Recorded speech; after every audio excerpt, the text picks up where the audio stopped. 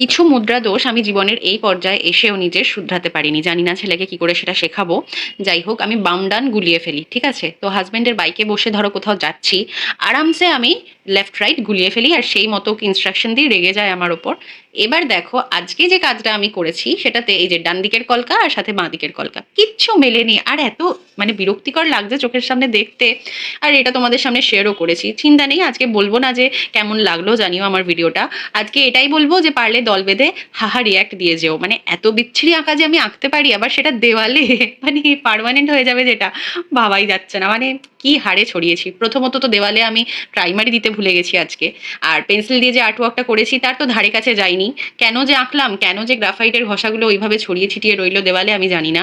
মানে কোনোভাবেই আমি এটা মেকআপ দিতে পারছিলাম না, একমাত্র লাস্টের এই লাল রঙের যে ম্যান্ডেলাটা করতে চেষ্টা করেছি ওইটুকুর মাধ্যমে কাজটার একটু সৌন্দর্য এসছে।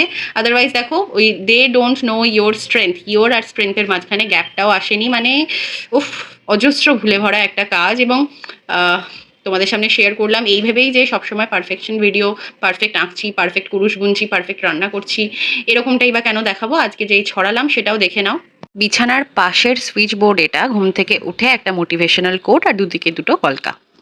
এত কিছু বললাম যখন, এটাই বা আর লুকাই কেন, আমি ছোট হাতের বি আর ডিও গুলিয়ে ফেলি। যাই হোক, এখানে হাতের লেখাটা ঠিক থাকলেও ভিডিওটা দেখো ঝাপসা তুলে ফেলেছি, এখানেও ইমপারফেকশনে ভরা।